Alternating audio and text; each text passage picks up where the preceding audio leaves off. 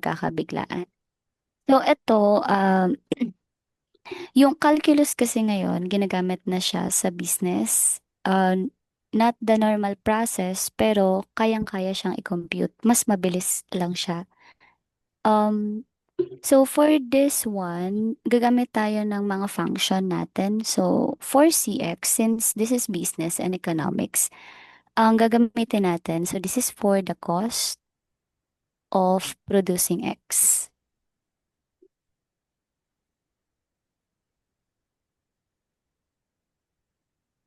Since business, so ang pinoproduce natin, ano ba? Products. Yan. Product X. Mm. Next. At sa business, meron tayong revenue, right? Kaya R of X yan.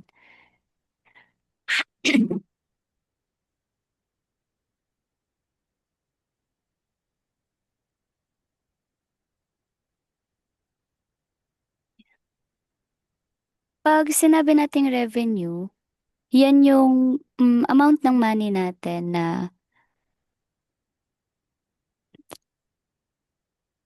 halimbawa ganito, para mas mabilis mong maintindihan. Halimbawa may business ka, yung revenue mo, yun yung na-generate mo from your business operations. Paano siya kinocompute? Kinocompute siya as average ng sales price mo times doon sa number ng na unit, ng sold na unit mo. So, therefore, ang gagawin natin dito, lagay mo dito revenue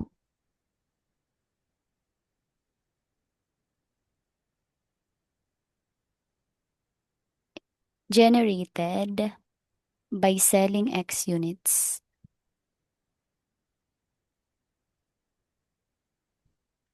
ng ano, product pa rin po tayo kasi nasa business tayo. Something Elon Musk would sell. Tapos kung mapapansin mo rin, medyo detailed tayo dito kasi tinreat ko siya na as wala ka pang background knowledge sa business. Yun yung treatment na ginawa ko. Though, hindi ko talaga alam kung wala or meron. Mas maganda kung meron, di ba? So, dito tayo, P of X. So, your P of X, syempre, profit tayo dyan. So, that would be R of X minus C of X. Yan, erase natin to. That's revenue and cost. So, ganito yan. Hindi naman laging profit yan eh, di ba? Minsan nalulugi rin. So, it can be the profit or loss nung company na meron tayo. So, generated siya. Meron ba Hmm? tawag negative profit? Oo, oo, kasi nalulugi tayo eh. Minsan, hindi tayo laging kumikita, nalulugi din ang business. Meron ba po sa English? Imbes na loss, meron bang specific term? Parang lugi. Wala yata. Wala yata mo. Negative profit. Merong negative profit. Pwede mong alam ko searchable naman siya. You may try, pero meron tayong term na negative profit. Kasi, katulad nga ng sinabi ko sa'yo kanina, nalulugi ang business. So, meron talagang negative profit. Naman. Yan. Hindi pala siya negative. Sige. Iba. Nakita mo ba? Sige, pwede mong i-search para Ito po, yung search. ayan. Para yung mga terms, nakukuha mo siya lahat. Kaya yan, kung negative profit, pag sinearch mo siya, um, naka-charge kasi yung cellphone ko eh. Pero i-check mo rin, it is about financial loss. Kasi lugi, di ba? Ayan, ayan. Net loss. So, mm, Wala talagang pangalan. Loss. yun talaga siya. So, eto siya, nagge-generate tayo ng profit or loss by, of course, producing siya pag nag-sell tayo ng unit natin ng product. So, pero, yung C of X mo, R of X, and P of X, nagde-define lang siya only for non-negative integers for now.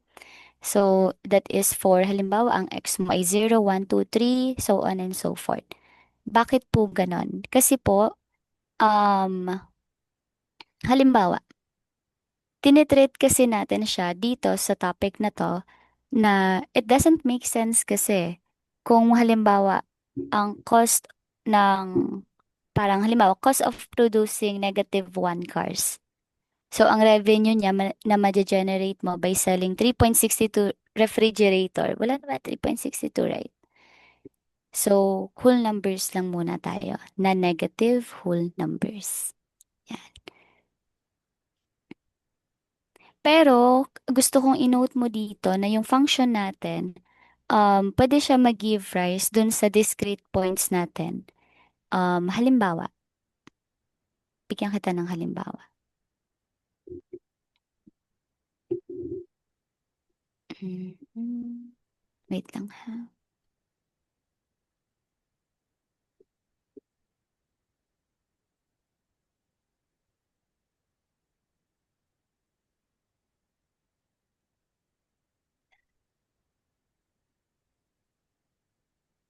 Here. Yan. Yan. Yan, yan. Kita niyo po? Yun nasa screen. Yung graph. Opo. Okay, thank you po. Yan. So, dyan sa graph natin, kung mapapansin mo, yung each function na meron tayo may give rise to discrete points natin na nandito sa graph.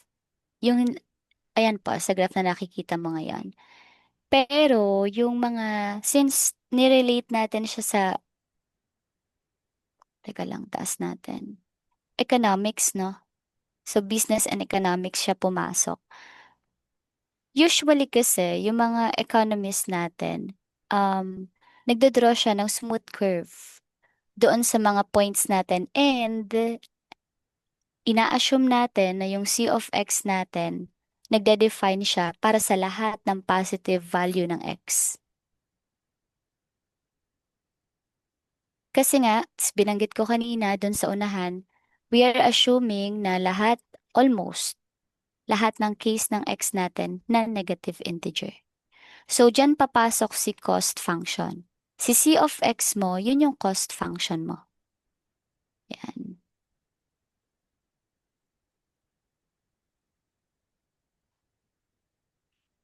Or C of X.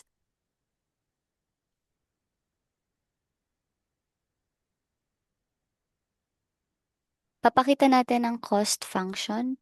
Yun pa rin naman yun, pero production level yan. Here siya. Yan. Pwede mo din siyang ma-search. Searchable yan. Cost function. Yan. Para lang masundan mo din siya. Okay na, nakakasunod pa? Opo. Ayan. We are assuming, kaya bakit ganyan yung graph? Almost the same lang naman siya nung letter A, right? We are assuming po for the cost function na magkaroon siya ng smooth graph. Katulad nung meron tayo dito sa pangalawang graph. So therefore, makakagamit tayo ng mga topics na related sa calculus. Ayan. Sige, let's have an example.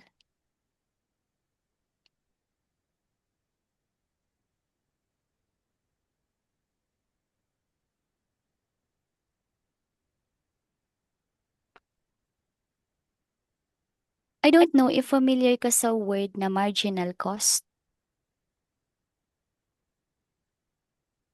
Opo. Na-encounter mo na ba siya? Okay, good. Ano kasi yung marginal cost? Parang ano ba? Yung parang pag yung na iba, parang something basta may change yata yan. Pero I don't really know the specifics. Yes, that's correct naman. Kasi pag sinabi nating marginal cost, parang halimbawa, 'di ba, you have a business and then nagkaroon ng biglaang ano, halimbawa may biglaang binili or additional expense. That is the marginal cost. Yan siya. Kumbaga, kung sa mabilis na salita, edi that's extra cost. Kaya siya marginal cost. Lagay natin dito sa gilid.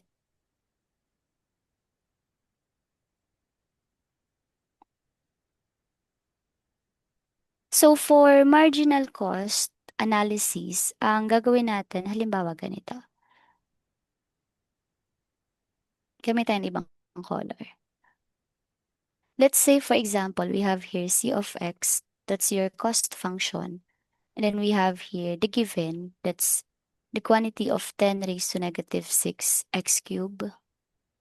That's your cost function, minus 0.003 x raised to 2, excuse po, plus 5x plus $1,000.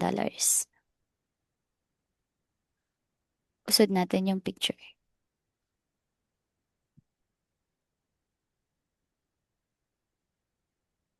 Ayan. And then we are asked to describe the behavior of kanina, marginal cost.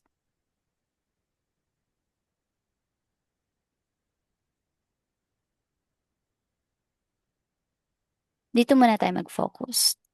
Tapos later, sketch natin yung graph.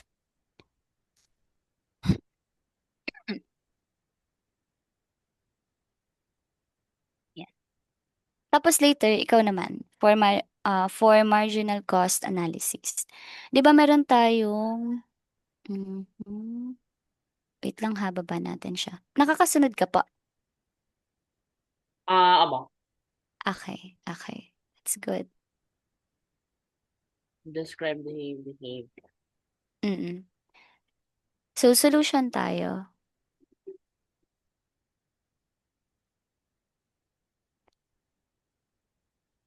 Kunin natin yung first two derivatives ng cost function natin.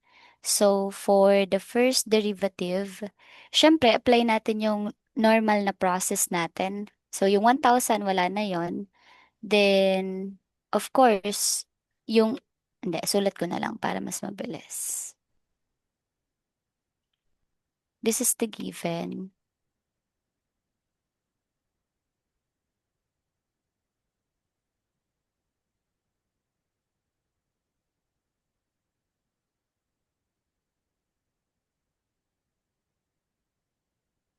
Yan.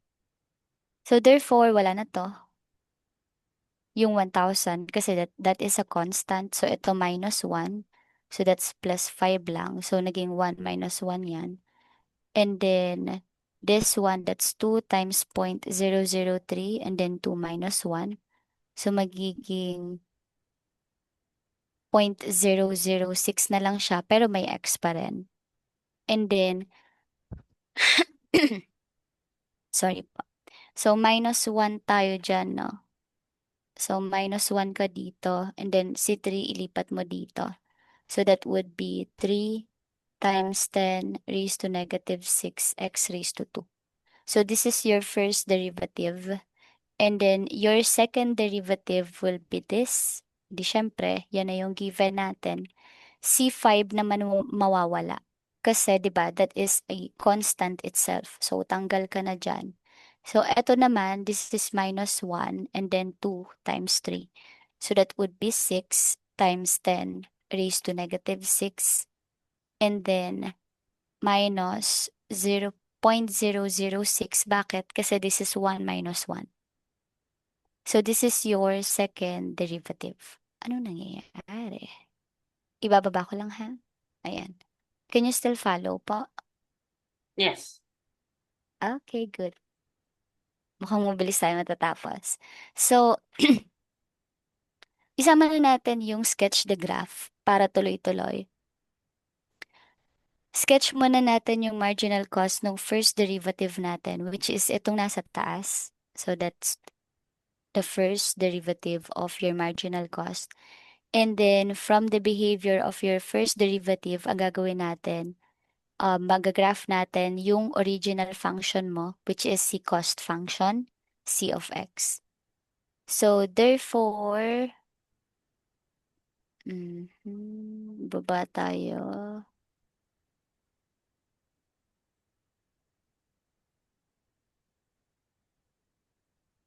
So, therefore, kung gagawin natin siyang cost function, pero marginal ha. Marginal cost function, that would be y is equal to the quantity of 3 times 10 raised to negative 6x raised to 2. Nasa first derivative tayo. Minus 0.006 x plus 5. Hmm. So, therefore, asa na ba ang aking... Wait lang ha. Magpe-paste lang ako ng graph.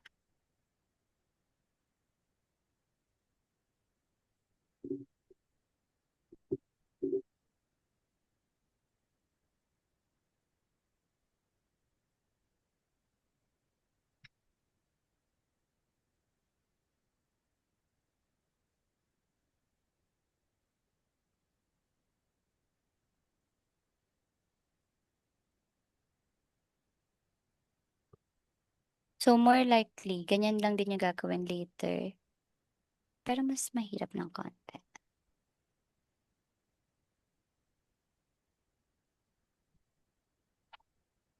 X squared yan, so expect natin dapat ano yan, nakaparabola.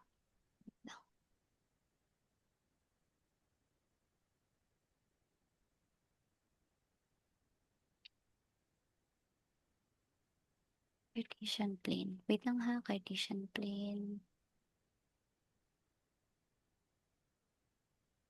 May tanong ka ba so far? Hmm. Wala na ba? Second derivative. Habang kinukuha ko yung ano ko.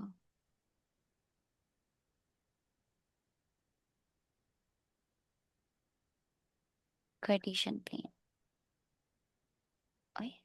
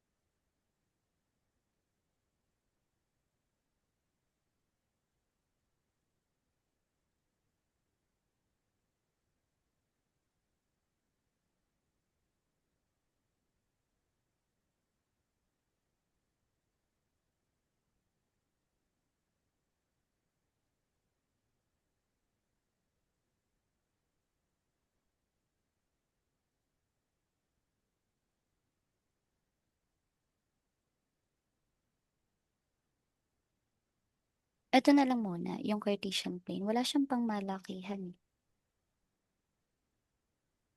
Ayan.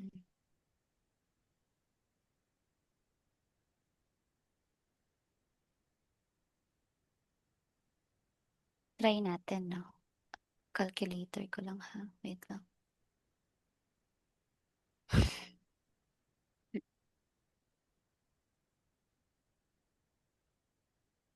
Kung gagamitan natin yan ng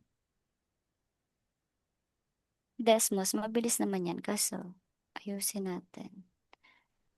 Try natin ng 1 para mas makita natin.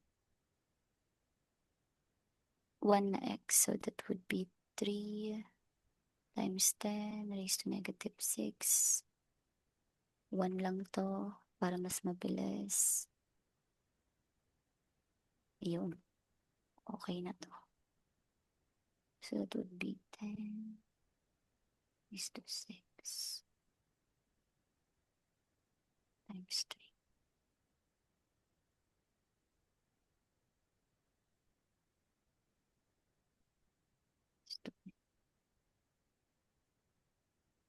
Ayun, okay.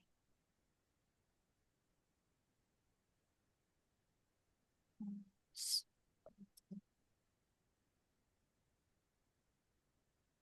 It's fine. Ayun.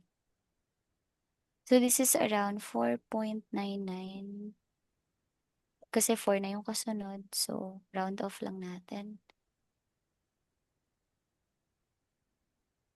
So this is your y. Ang x mo 1. This is your x. This is your y. Let's say ito yung 1. And then 1, 2, 3, 4, 5. So almost here. How about pag 0? Para mas kita. And then let's try naman pag 0 siya. Alisin lang natin yung ibang details.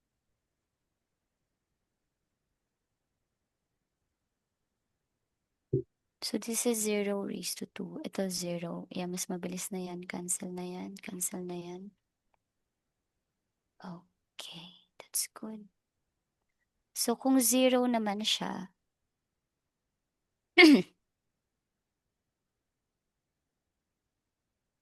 didikit siya sa 5. So ito siya. Nakakasunod ka? Yes, ako. Okay. Try pa natin, no? Para lang makita natin yung galaw ng graph. Next tayo. Try natin sa 2.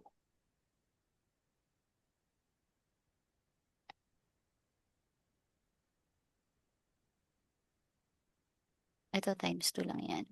So that is 4. Wait lang ulit.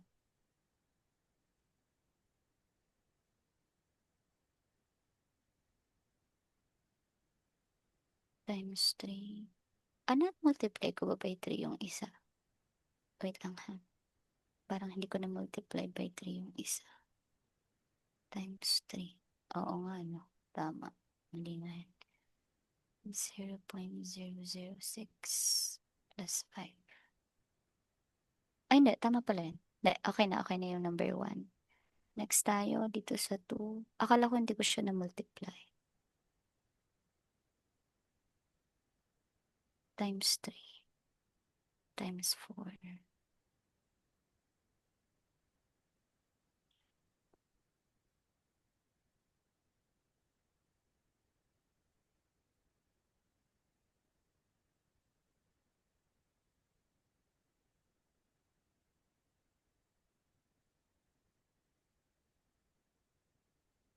E di meron tayo ditong 4.988. Pababa na siya kasi yung isa 99 eh. So ito 988 siya. Pero sa 2 na siya. So kung ito siya, edi medyo malapit lang din doon. Konti lang yung paggalaw ng graph. So, rinig mo yung ano, background noise, yung aso. Hindi naman ba? Okay, okay, okay, okay. So kung mapapansin mo, maliit lang yung paggalaw ng graph niya. So dapat nga medyo dikit pa yan eh. Kasi that's 4.9.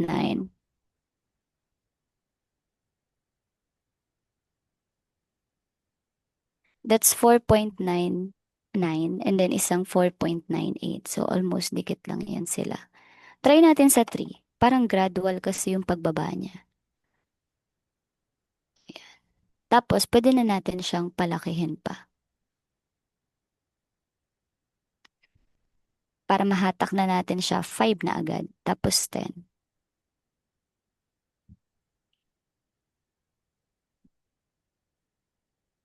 Ganun pa din. That's 4.98. Pero that's 2 naman. So, ibababa lang natin siya ng konti. Pero almost pa rin kasi gradual yung pagbaba niya. So, this is 4.982. When it comes to 3, try natin ang 4. Hindi lang kaya ng ano eh, mas malalaking numbers sa Cartesian plane. Gusto ko sana mas detailed pa siya. Sa 4, that's 4.97. So, ayan siya.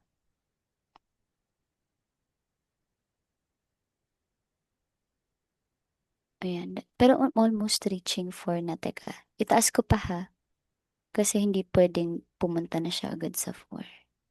Here, we can have here, here, 1, 2, 3, here, and here. Ayan. Try natin ang 5.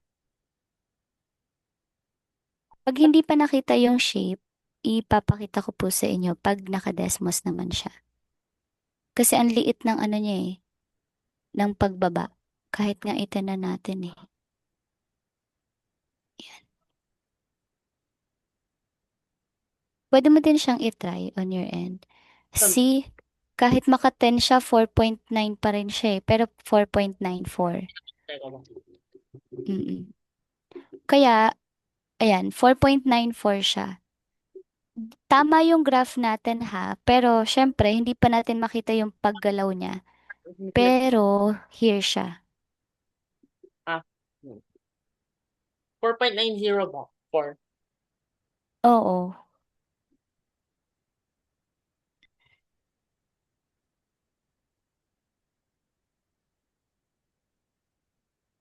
Nasa 1,000. Teka, try ko 1,000.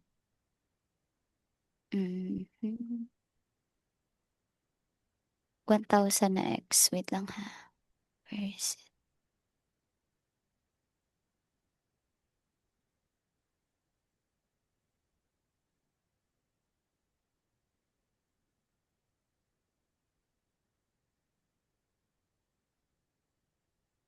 Gusto ko makita mo yung shape. Wait lang. Here.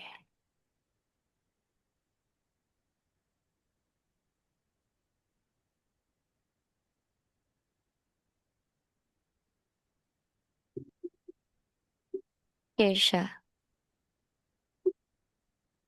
Tumataas naman siya, yes. Habang lumalaki yung X natin. Pero gradually lang talaga siya. Ganun yung pag-angat niya. Ano kasi ba yung X? Ano po yan? Ano kasi ba yung represented by X? Teka lang.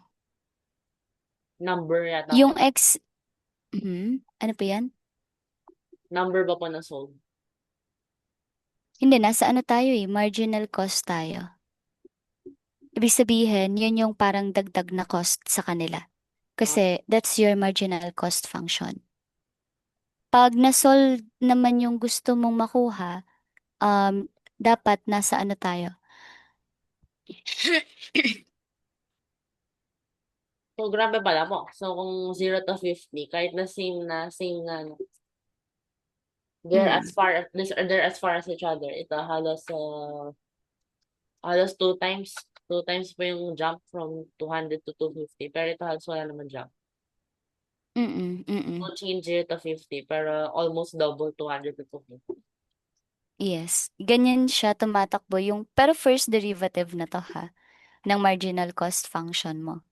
Mama. So, pwede naman siyang katulad ng ginawa natin kanina, mano-mano nga lang na pagpa-plot. Pero, hindi pa halata kasi yung curve niya. Mas maganda kasi pag nakikita natin kung saan ba napunta yung curve. Ayan. Next tayo. Pero nakukuha niyo po yung ano, parang point niya. Mama. Okay.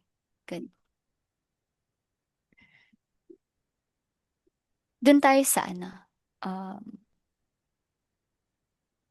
First yan, di ba? Second derivative.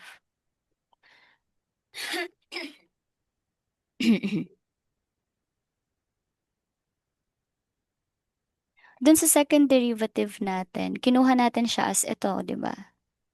This one. Yan pa rin yung gagamitin natin. So, dito natin siya ilagay sa baba.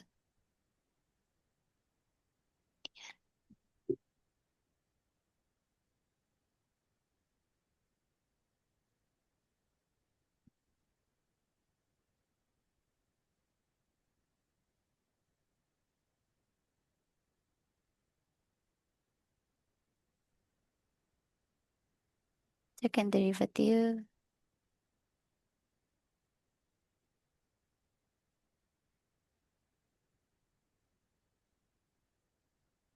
This one. Same process pa rin, pero papakita natin yung pag-angat niya. Wait lang ha.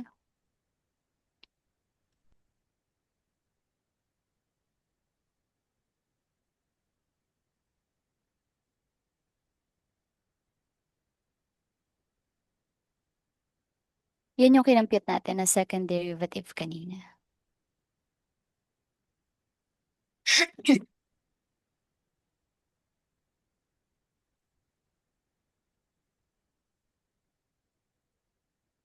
So, halos wala.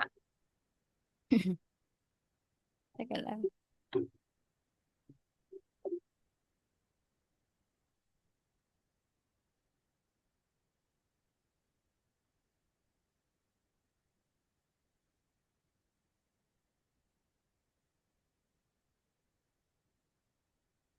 Halos straight nga siya. Teka lang.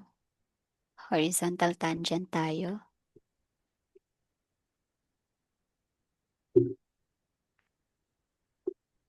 Ito siya. Wait lang. Pakita ko sa'yo. I-share screen ko rin.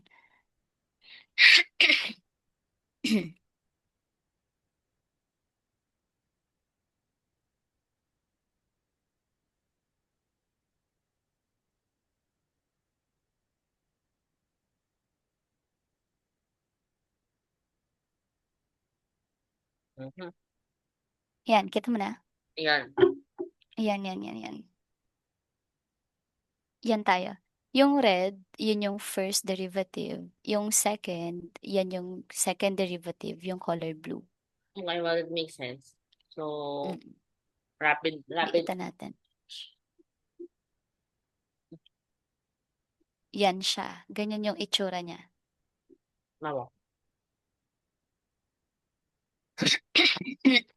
Excuse po, wait lang. Ha? Tag-ulan na naman dito eh. Napapaos na naman. Ay, ganun po. Dito rin po, malakas palaging ulan. Ngayon lang huminto. Oh, Tuloy-tuloy at itong several days po. opo. Tuwing hapon, gabi, yan na po. Pero half day lang yung ulan po sa amin. Pag umaga, mainit naman po. Ngayon lang, sa amin ngayon lang po umaraw. Pero yung ibang days, unpredictable. Oh, Very cloudy, tapos aaraw ng a few minutes, tapos biglang, opo. ano po. Ah, kaya po pala. Kaya yung mga sampay hirap. Kasi kala mo, aaraw, tapos biglang uulan pala. Mababasa lang. Oo, kasaya. Opo, sayang po. Buti nga po hindi po yung katulad sa ano, yung iba pag, halimbawa, nawala ni araw, namamaho yung ano, sinampay po. Ayoko. Ganun po pagka kaya kami dapat naka-dryer or kami ini-electric fan po namin eh. Or kung, di ba sa aircon po yung kwarto ninyo, Hindi po. kung sa aircon kayo, mas dry yung air. Matutuyo, Ah, sama niyo po. that's Isama niyo. great. Kundi naman sa electric fan, padaanin niyo din yung basang para bago pumunta sa inyo may moisture, mas presko, di ba po? Ah, opo. Di ba ganun po? Di ba may electric fan na may mist? Kaya pala. Ganun po para mas matuyo. Kami kanyari yung mga upuan, din namin sinasabit po yung mga damit. Mm, Tapos pag naka-electric fan ka, doble na. ganun din po si mama. Nape-press, nape-press ko tapos natutuyo yung damit. So, ito pala, ay, napakita ko na ba sa'yo? Napakita ko na sa'yo yung color blue kanina, no? So, kung mapapansin mo doon, sa color blue natin, sa second derivative natin, meron tayong horizontal tangent, di ba? And that is, na kanino ba? Na kay x equals, wait lang ha. Pero, Mm-mm. Oo nga, tama. Pag ang x mo ay nasa, wait lang. Ayun, pakita ko sa'yo muna para hindi mo siya ini-imagine lang. Here. Asan ka na ba? Ayun. Yan. Ano ba to? Asan ka na ba? Yun. Square root. Yun. Asan na ba Square sila? root. Unlock Yan English. ba yan? Kaya square root of 2. Yan. Yan lang naman. Doon lang naman sila. Pag binaba pa natin, wala na yan. Gitna na talaga. Okay. Yan. Ano yan? Ay. Wala po kaya? Hindi. Papakita ko yung whiteboard naman. Diyan. Yan. Yan. Yan. Yan. Kamusta? Nakakasunod naman? Ano ba? 100%. Kaya yan ng pen. Di ba nakaset tayo for the second derivative po. So, therefore, kailangan natin makuha yung critical point. Ganito yung gagawin mo, ha? Lagay mo dito, critical point. And that would be this one. Yung 6 minus 10 raised to negative 6x is equal to, pwede mo siyang iset sa 0, then ito, ilipat natin, magiging 0.006. Yan. Nagde-decide na naman yung aking pen. And then, of course, kunin natin si x, no? So, divide natin siya both sides by the quantity of 6 minus 10 raised to negative 6. Pwede namang i-simplify, wala namang problema doon. Ayan. Yung akin lang kasi, mamaya ko pa siya si-simplify. So, that is 0.006 over 6 minus 10 raised to negative 6. So, pag yan naman, sinimplify natin, that would be 1,000. Teka, double check tayo. Pwede mo siyang i-double check, ha? Kaya, sa ngayon, pwede kang gumamit ng calculator para makita mo yung pinagkaiba nila. Kung meron mang difference on your end. Kung wala, edi, okay, wala. 1,000 na ba? So, this is 1,000 pa rin. Yan. So, that is your minimum point or the critical point. X equals 1,000. So, kung halimbawa, di ba ang pinag-uusapan natin marginal cost? Pag si X mo na-reach niya yung 1,000, ibig sabihin, yung marginal cost mo, marireach niya yung minimum value niya. Yun yung sense nito. Yan. Next. So, anong silbi niya pa bukod doon? Yung critical point mo, ipa-plug in naman natin siya pabalik kay first derivative. So, balik ka ngayon kay first derivative. So, that is 3 times 10 raised to negative 6, then 1,000 to, of course, raised to 2 minus 0.006 times 1,000 plus 5. Adi magiging that is 3 minus 6 plus 5. So, that is equal to 2. Anong summary behavior niya? Nakakasunod ka, Josh? Yes, awa. Okay. So, summary behavior niya, kasi kailangan natin ng behavior, di ba? Yung marginal cost mo nagdi-decrease until production ng 1,000 units.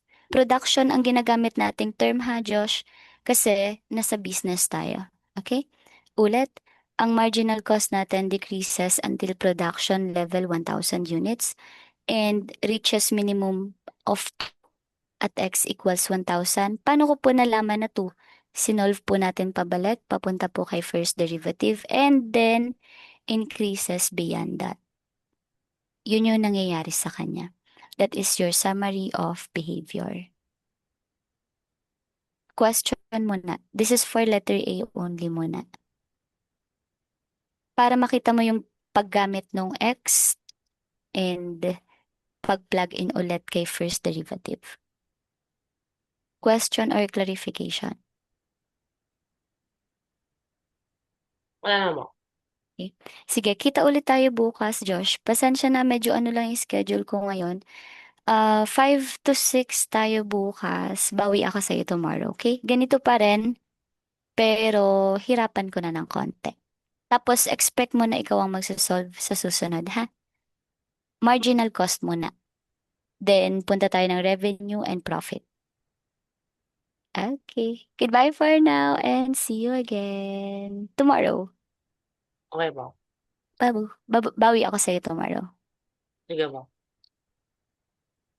Sige po. Bye-bye. Okay po. Sige, pwede ka naman na mag-leave. Hindi ko kasi siya ma-end. Kaya, pwede ka naman na mag-leave. Bye-bye po.